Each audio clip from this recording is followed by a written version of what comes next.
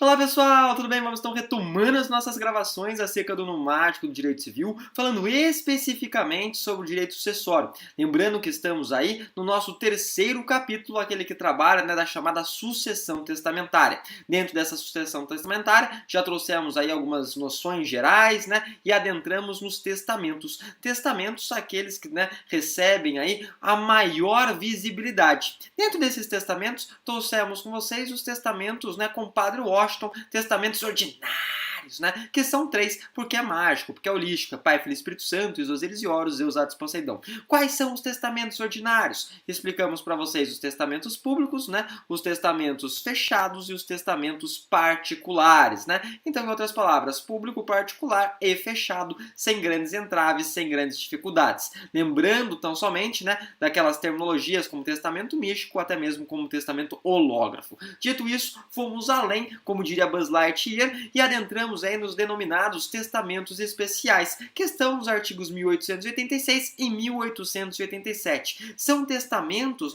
que se encontram num rol números clausos, ou seja, um rol taxativo. E são quantos, prof? São três, porque três é mágico, porque é Harry, Rony, Hermione, Han, Luke, Leia, passado, presente e futuro, estado da água, sólido, líquido, gasoso, Quais são esses testamentos especiais? Gente, nos últimos blocos trouxemos com vocês dois dos testamentos especiais. É só lembrar, na verdade, das nossas forças, que a gente pode trabalhar, forças armadas, exército, aí, marinha e aeronáutica. Ou seja, são esses três. Trabalhamos com vocês, então, nos blocos passados, dois deles, e ficou faltando o terceiro. Qual o terceiro que ficou faltando? Justamente o testamento militar. Gente, primeiro detalhe, já trouxe para vocês que esse testamento militar, na prática, é quase aí imperceptível. Por quê? Porque o Brasil não tem um grande histórico em guerras, Mas, de qualquer maneira, em algumas hipóteses, excepcionalmente, acaba sendo aí perquirido dentro dos certames, mas muito raro. Esses testamentos especiais dificilmente são vislumbrados, visualizados, tanto em provas de OAB quanto em provas de concurso público, Ou seja, praticamente não caem, Ou seja, são o contrário do Neymar. De qualquer maneira, começaremos então a trabalhar a partir desse momento justamente o último, derradeiro testamento especial, o testamento militar. Primeiro detalhe, gente, que eu quero pontuar com vocês é onde ele se encontra. Gente, o testamento militar, ele está esculpido, talhado no artigo 1893. Então, 1893, ele começa a trabalhar a ideia desse testamento militar. E ele vai falar, é feito pelo militar em campanha. Gente, esse em campanha já tira um pouco a sua aplicabilidade, porque em campanha já se parte do pressuposto que o sujeito está em guerra, Ele vai falar em campanha dentro do país ou fora dele. Tudo bem, está em guerra, então vai ser realizado lá. Se está em guerra, está no meio dos capim, ou seja, está no meio da explosão, naquela proposta tiro, porrada e bomba, Ou olha a explosão, pá! O que acontece, gente? É óbvio que o sujeito não vai ter aí um testador propriamente dito, Então ele dispensa o testador. Ele é especial por isso, não precisa do testador, E vai além. Ele vai ser realizado perante duas testemunhas, Então, em regra, é realizado perante duas testemunhas, feito pelo militar em campanha. Mas temos uma observação. Prof, são quantas observações? Notem, não são três, não é mágico, não é holístico, É capiroto. São 5 observações, são 5 ponderações que eu pretendo trazer com vocês.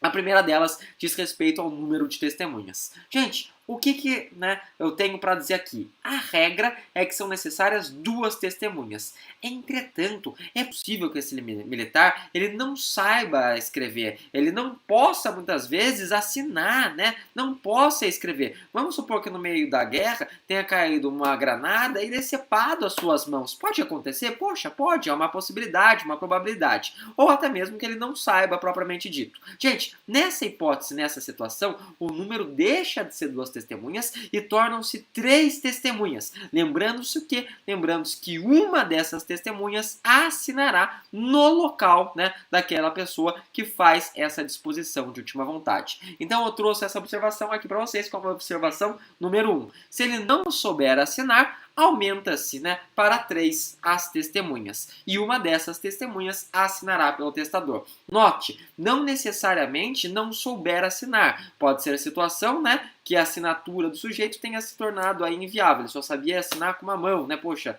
perdeu essa mão durante o perfazer da campanha, durante o perfazer da guerra. Pode acontecer? Pode. Tudo bem, né? Enfim, justamente por isso, se está no mundo das ideias, né? Obviamente, está no mundo, né, que o direito se preocupa. Tô show de bola, essa é a observação número 1. Segunda observação número 2, né? É aquela ideia do chamado testamento nuncupativo, né? Lembrem-se que o casamento também pode ser um casamento nuncupativo. O que é casamento nuncupativo, né? É aquele que o sujeito já está praticamente passando dessa para melhor. Aquele que o sujeito, né, tá praticamente a criatura conhecendo o Criador, vendo a grama nascer por baixo, vestindo um paletó de madeira, dando o último suspiro, fazendo desenlace, indo em direção à luz, deixando o plano carnal indo em direção ao planetário. Gente, o que acontece? Se em combate, no meio do tiroteio, né? Ou seja, no meio do estapem-bom, né? O que acontece? O sujeito, ele não vai ter nem tempo de escrever. Vocês concordam comigo? Como que ele vai escrever? Não vai escrever. Esse testamento, então, pode ser realizado oralmente. Ele chama os brothers, né? Band of Brothers, e fala assim, truteragem, né? Broderagem. O que acontece? Se eu morrer, se eu passar dessa para melhor, né? Eu quero fazer um comentário para vocês. Eu quero deixar isso para fulano de tal, isso para ciclano, né? Ele pode fazer. É chamado, então, de testamento militar nuncupativo. Recebe esse nome, testamento militar nuncupativo. Está previsto, está talhado no artigo 1896, caput. Mas temos um adendo, temos uma ponderação que eu trouxe aqui. Né? Qual que é a ponderação? A seguinte, note que tal testamento, né, não terá efeito se esse testador não falecer. Puta, mas é óbvio, né? Se ele sai dessa, gente, ele pode testar.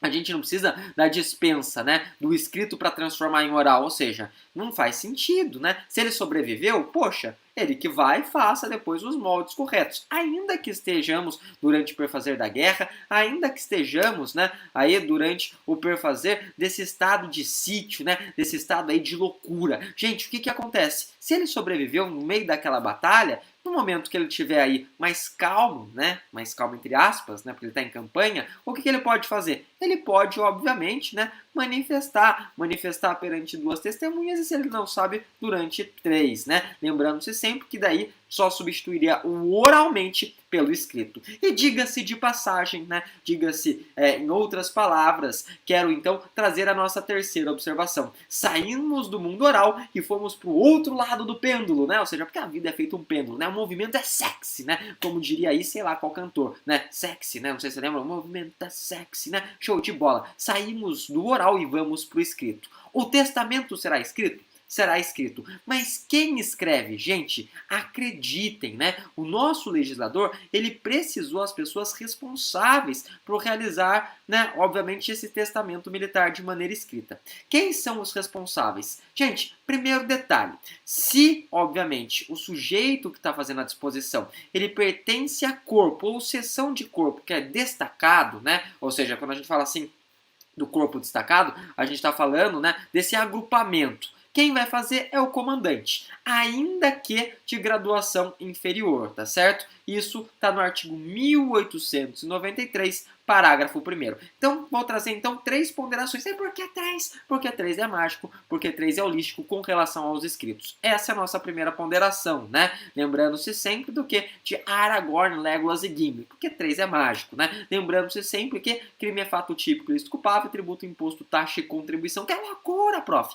Então, no escrito, aqui temos 3 ponderações, né? Essa é a primeira delas. Segunda delas, o sujeito está em hospital. Gente, o sujeito já foi baleado, né? Ele já ganhou, eu acho que a Cruz Roxa, né? Não lembro. Aquele sujeito que foi baleado ganhava aí uma láurea, né? Durante o período da Segunda Grande Guerra. E daí, o que acontece? Quem que vai fazer, eventualmente, esse testamento? Gente, se ele já está no hospital, quem que vai fazer? Na verdade, vai ser quem? Vai ser aí o oficial de saúde ou, eventualmente, o diretor daquele estabelecimento hospitalar. Isso também está no 1893, parágrafo 2º. Em outras palavras, tudo que está no 1893, né, fala do testamento escrito. É uma proposta Rick Martin, né? 1, 2, 3, tá lá, gente, tá lá. O escrito tá no 1893, parágrafo 1, 2, 3, ou seja, parágrafo 1º, 2º e 3º, beleza? O terceiro fala, e se for o sujeito que está fazendo a disposição de última vontade, né, o oficial mais graduado? Gente, se ele é o mais graduado e está para morrer, quem que vai fazer? Aquele que é o sucessor dele, aquele que substitui ele, né? Isso é uma ideia lógica, sem nenhum entrave, sem nenhuma discussão. Gente, tenho outras, né, observações para fazer e vou deixar para fazê-las, né, no nosso próximo bloco. Até lá, deixo desde já um forte abraço, excelentes estudos, né? E lembrando-se sempre que no próximo bloco, além de terminar os testamentos especiais, adentraremos no codicilo. Show? Então, dito isso, deixo desde já um forte abraço. Até mais, gente. Tchau, tchau.